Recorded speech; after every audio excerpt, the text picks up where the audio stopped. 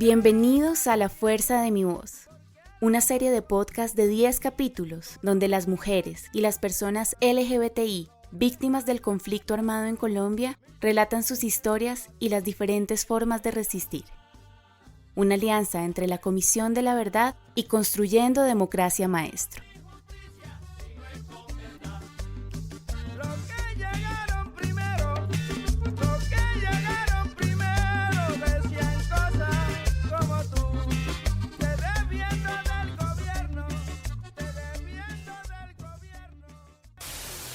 A mí me daba, yo decía a mi mamá, ¿por qué se atreve a hacer esto? No me dejaba tranquila. Yo nunca vivía tranquila. ¿Para qué les voy a decir? Yo vivía, era con ese miedo ahí, o sea, era preocupada que mi papá no dijera nada, que mi papá que no querían que yo no quería escuchar noticias, nada. Yo no quería escuchar esas cosas. Y ya cuando, no, ya nosotros sabíamos, no, a tu papá lo están amenazando. Entonces mi papá, a él lo cogieron así, no, que tu papá va a hacer esto. Entonces yo no me atrevía a eso. Yo me vivía de esa angustia, de esa preocupación. Sanar. Sanar. Sanar. Sanar. Sanar. Sanar. Bueno, mi nombre es Marta Domicó en castellano. Acá en el español decimos nosotros siempre. Pero mi nombre en embera es Nevituma. Nevituma significa maíz cariaco de varios colores. Nevi, vi es estómago. Nevi es cocinar. Y ma pues tiene significado en tema de mujer. Entonces, esos son los significados en Nevituma y en embera. Mi abuelo era cacique, mi bisabuelo era cacique, mi papá líder, dirigente, y yo ahora que estoy liderando, viene de la herencia. Y mi papá nunca pensó que yo como la hija de él pensó que yo no iba a ser alguien, no iba a ser la mujer que iba a ser hoy en día. No, jamás pensó él eso. Siendo Marta tan solo una niña, su familia ya veía en ella que a futuro podía ser una gran lideresa social. Pero para que Marta pudiera llegar allí, tuvo que pasar por distintas etapas en su vida. Desde niña, a los 6 años, yo vendía bananos ahí en Tierra Alta. Porque mi papá me dijo a mí, hija, ¿tú qué quieres? ¿Estudiar o vivir así como yo le dije? Respondí de una vez rapidito, quiero estudiar. Y yo dije que quería estudiar. Ya cuando ya fui señorita, ya para la etapa de señorita, ya yo no vendía banano porque en la cultura ya no se permite eso. Ya me hicieron gemené. Eso es cuando la etapa de la pubertad, la señorita la cuidan mucho. No dejan que uno dialogue por allá con otra persona, la encierran y la cuidan por 8 días hasta que se le pase la menstruación. Ya de ahí le hacen la fiesta ritual. Pues culturalmente pasé toda esa etapa, mucho cuido, la mandan a uno a pilar arroz, a cocinar. Es el trabajo de la mujer. En su comunidad, Marta cumplía los roles que solo eran ocupados por las mujeres desde temprana edad. Pero poco a poco, a medida que fue creciendo, ella fue demostrando, tanto a su papá y a su comunidad, que estaba lista para el servicio de más cosas como el liderazgo comunitario. Pues no sabía el por qué era el sentido de eso, no sabía. Ahora, después que ya uno está en esta etapa, que ya uno conoce el proceso, viene de la descendencia de la familia. Durante esta formación, Marta fue demostrando que era una mujer fuerte y capaz, y asimismo, su formación académica fue desarrollándose cada vez más. Empecé a estudiar y terminé el bachillerato, y de ahí empecé a participar como docente ya, como profesora. A los 16 años empecé a ser educadora de los niños en la comunidad Bellido. Fui docente. De ahí, como docente, dije que quería aspirar en la organización, quiero ser alguien en la organización, quiero ser así como mi papá y metida donde a mí me decían, no, usted no está invitada. Yo no estoy invitada, pero voy a estar ahí, yo puedo escuchar, yo tengo mi derecho a escuchar. Así me trataban, no, tú no puedes estar aquí en esta reunión. Yo dije, yo sí puedo estar en esa reunión y me metía. En 2002 asumo como gobernadora. Hoy en día le decimos que es coordinadora, pero cuando en esa época se llamaba gobernadora de las mujeres. Ahí asumo el papel como coordinar tanto Río Sinú Verde en general. Y de ahí yo empecé a trabajar con ese papel de no soy profesional, soy solamente una auxiliar. Simplemente había terminado un bachillerato, pero hice el esfuerzo de ser como técnica, como en odontología. El 14 de diciembre, pues asumí como papel de mujer, como mujer, asumí la vocería en la Minga. Asumí la vocería de la Minga. Nunca me esperé esto. ¿Ves cómo me llegó el día de yo seguir como ese liderazgo? Ahorita en este momento, pues después de eso, estoy estudiando enfermería, auxiliar en enfermería. Yo les dije a las organizaciones, pues yo quiero estudiar, hacer algo en la enfermería o algo para ayudar a muchas personas. También cuando en ese momento entonces me llaman para que yo estudie en trabajo social. Hasta ahora estoy haciendo ese papel ahorita en el momento. O sea que la lucha continúa. Y lo voy a hacer y lo vamos a lograr muy pronto. Y aunque todo este liderazgo Marta lo ha desarrollado por sus herencias familiares y por el amor que tiene hacia su comunidad, sí hubo un factor que determinó un cambio en su vida, tanto en su vida como el de su familia y el de su comunidad, pues este fue el asesinato y desaparición de su papá, el señor Kimi Pernía Domicó. Cuando en 95 que yo fui docente, mi papá era una persona que le gustaba meterse también así como molestar, donde nadie lo llamaba, él era metido. Luego a él lo castigaron en la comunidad, porque según dijeron que mi papá estaba oponiendo con Urrá, que no estaban de acuerdo, que querían que Urrá lo hiciera, que mi papá era el único que no estaba de acuerdo, el acuerdo que hicieron Urrá 1, a él lo castigaron. Después empieza a hacer un recorrido en las comunidades y ahí empezaron las amenazas de él. No hacía muchito, así poquito, a esta hora,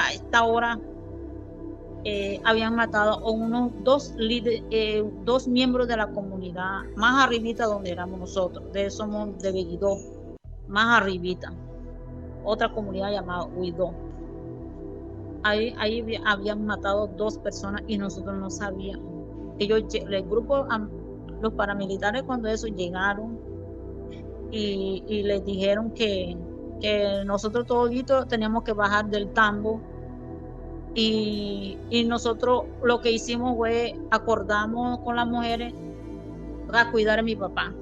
Y yo decía, ay Dios mío, yo decía, Señor, cuida a mi papá porque yo sé que aquí van a molestar a mi papá.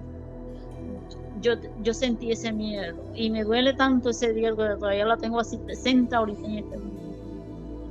Y él así formalito, como siempre. Buenas, ¿cómo están? Todas esas cosas. Formalito, es normal. Él atendió, llegaron los grupos armados como 20 hombres. Patearon una tabla, nos dijeron que bajáramos y nosotros las mujeres fue las que estuvimos frente ahí. Ya nosotros teníamos organizado. Ahí jugó el papel de la mujer muy importante ahí. Eso me gustó a mí, mucho. Mi papá ha dicho, yo traduzco y ustedes las mujeres son las que van a hablar. Entonces, entre nosotros las mujeres hablamos muy en vera. Mi papá lo traduce. Nos parten, nos divide en 2. A mi papá lo echan para allá y mi grupo lo echan para acá. Mi papá no sabía qué hacer conmigo. Mi hija se quedó del otro lado. ¿Qué hago? Mi papá no dormía esa noche. Nosotros nos quedamos atrapados acá. Nos acorralaron, nos dispararon. Y mi papá empezó a fumar cigarrillos. Él empezó como que ese desespero. Mi hijo, esos 20 tiros, mi hija quedó allá. Él se preocupó mucho por mí. Pero gracias a Dios no pasó nada. Nos atemorizaron con disparos, pero nosotros no tuvimos miedo. Porque ahí había un líder que nos había dicho que lo que fuera no se asustaran. Y eso fue lo que hicimos. Entonces pasamos y toda la noche hasta las 12 quedamos hasta allá. Después nos soltaron. Por simplemente un joven que se confundieron con nombre y ahí apuntan a mi papá. No lo apuntan, sino que le dijeron, tú eres el líder. ¿Quién es el líder? Entonces nosotros le contestamos, para no decirle a mi papá, nosotros le dijimos, todos somos líderes. Aquí no hay ningún líder, ningún gobernador. Todos somos gobernadores. No, aquí de ustedes tiene que haber uno de los cabezas. Debe ser ustedes. O usted, señor. No, él no es gobernador, él no es nada. Todos somos gobernadores. Todos somos líderes. Aquí nos enfrentamos así. Bueno, total, de ahí. Mi papá empezó con la organización, con el tema de Urrá. Él decía, mientras yo esté vivo, yo no voy a permitir que mi pueblo lo afecten. Que yo sé que más adelante a mi pueblo lo van a hacerle mucho daño. Eso es lo que está pasando ahora. Y con todos estos antecedentes y amenazas, el hecho que se temía sucedió. Quimi Pernía Dómico fue asesinado y desaparecido.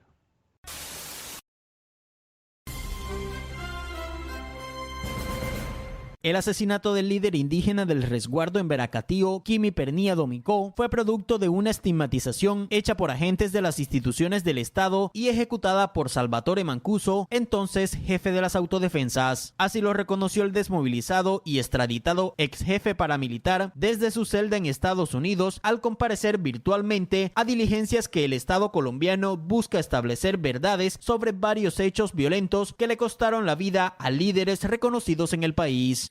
Y cuando se da de baja al líder indígena Quimi Pernía Dómico, porque estaba en oposición a la construcción de la represa de Urrá, en Tierra Alta, nos entrega una información estigmatizándolo, diciendo que era guerrillero y que había estado detenido por subversión, por vínculos con la guerrilla del EPL, pero realmente lo que estaba era peleando, estaban construyendo el Estado colombiano una hidroeléctrica en Tierra Alta que estaba inundando sus territorios ancestrales donde ellos tenían sus cultivos y viviendas.